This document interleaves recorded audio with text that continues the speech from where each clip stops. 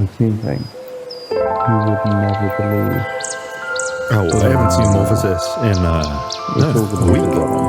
I bet you I know what he's been up to. He's been redrawing the same barrier sprite over and over and over again. No, that's where you would be wrong. Very wrong. Instead, I've not just been drawing more gnomes over and over and over again. I've leveled up my creative ability. Check out this sick mushroom enchanter dude. Like, this is his idol animation. He's called the Mushroom Shaman. This is what he looks like when he casts. Don't tell me this isn't the dopest art you've seen. Classic reset, or, you know, if he's hitting the rock and roll poses, man's out of here. And then he floats. Because he's a mushroom, right? You get how it works? You get how it's working? Dude, this cast is beautiful. I dropped the contrast in the background here as well, so that he looks darker when the explosion goes off. He's a summoner. He's a summoner type, and let me show you in the game how this kicks off more. See, the thing is, there is like there's an old saying by J.R.R. Tolkien, which says, "Not all those who wander are lost." I've been doing a lot of wandering in this game at the moment, and this is my video game. I can't dream, so you must starve.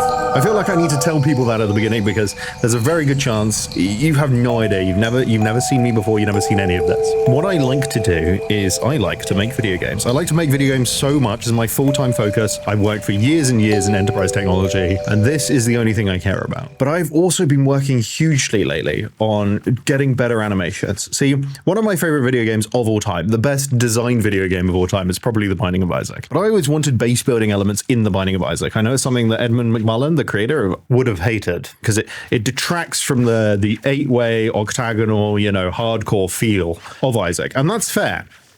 That's totally fair. That's a fair perspective to have. He's a much better game designer than I probably ever will be.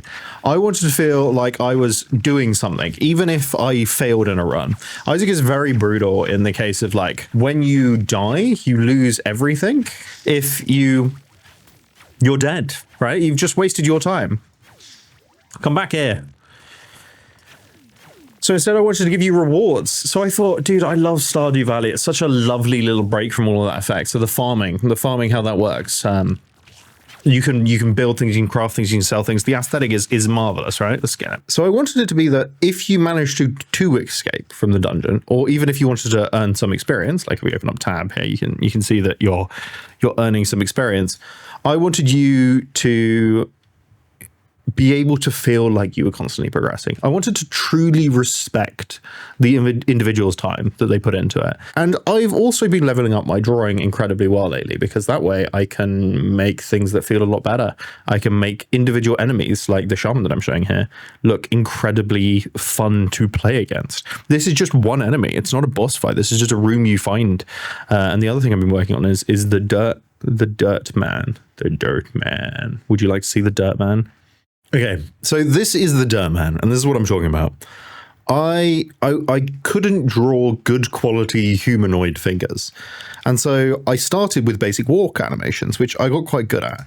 And I wanted to give a guy, we've currently got shooting enemies like snakes in the game. We've got a lot of contact damage enemies like slimes. Those are the ones that run you down. But I wanted one that had a slash mechanic. And I've been working on smear frames.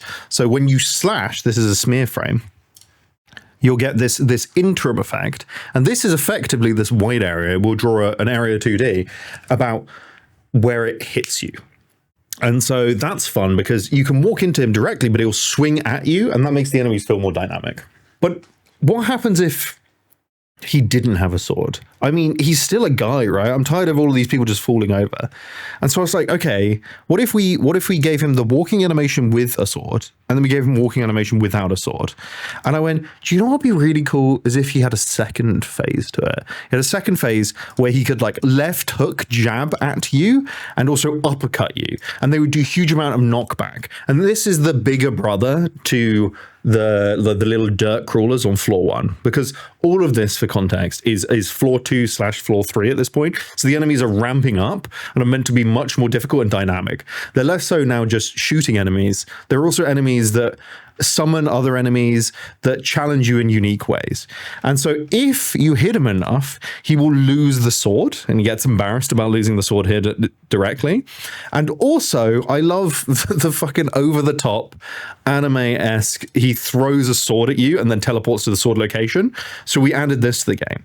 If we pull all of these together, you end up with what's called the Dirt Man. Let me fight the Dirt Man now, and you can actually see what the Dirt Man looks like and feels like, and you can see why the passion for creating these more complicated enemies works really well.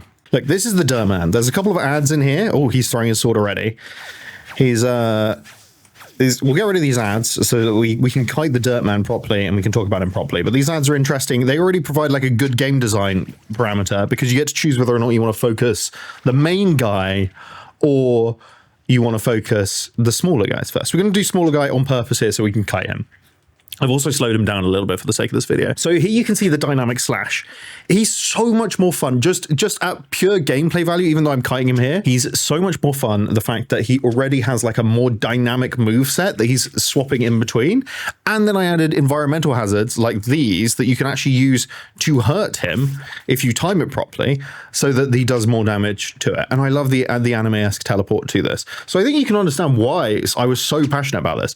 I've been playing a lot of a game called Sephora as well, which I think is super neat, which has these line indicators to make them more fair. So I've just straight up lifted a line indicator and stolen it. When he's dashing at you, like he's going to do a dash effect.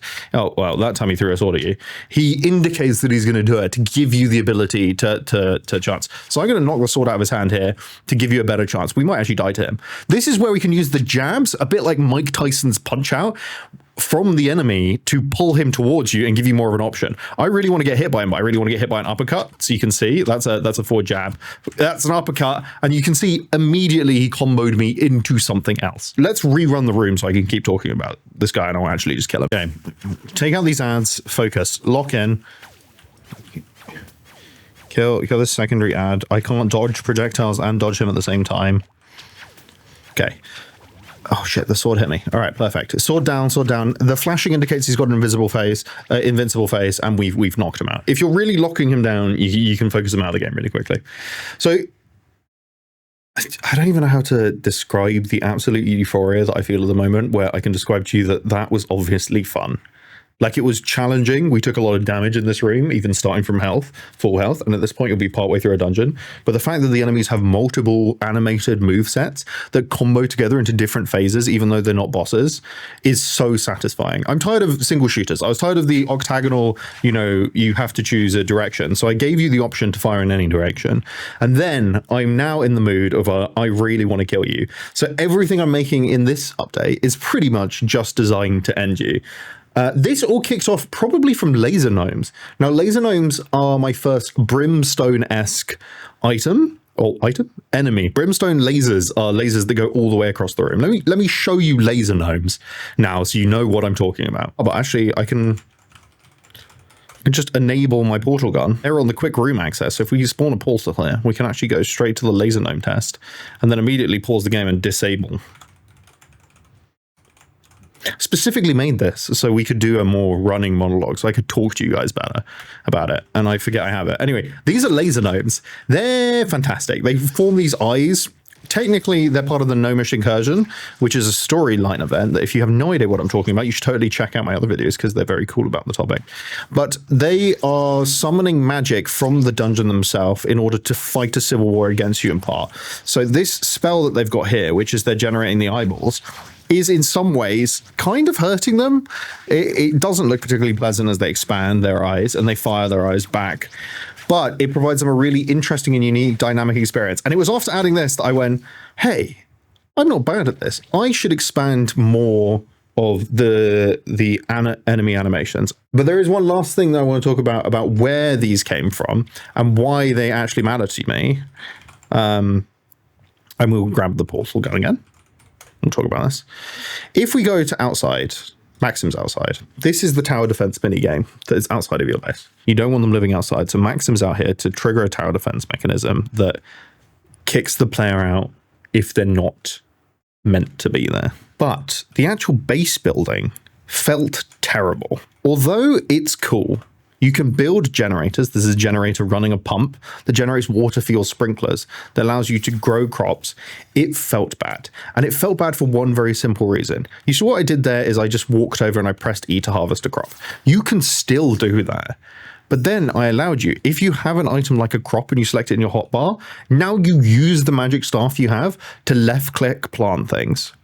You can also pick things up. So if you've got an empty hand, for example, this bucket, and it will now float and it allows you to quickly place items and feels really satisfying.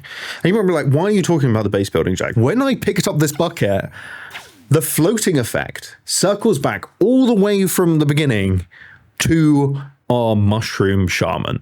The Mushroom Shaman floats because I didn't like the way you placed buckets in my video game.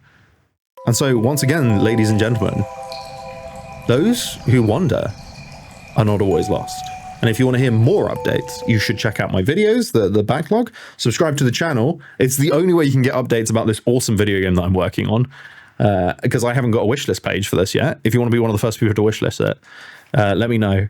And also I'll leave you on the outro of this other thing that I made this week, which is for Keys. He's a fantastic music producer, and I made a full visual synthesizer in his recent song called Lavender, so go check that out. Lavender's a fantastic composition. I also made a version that's full pixel art and was too over the top, so you can have a little sneak peek of that right now. Okay, enough of that. Go check him out. Go check out the rest of my stuff, and I'll see you guys all in the next one. You guys are all the best. Bye-bye.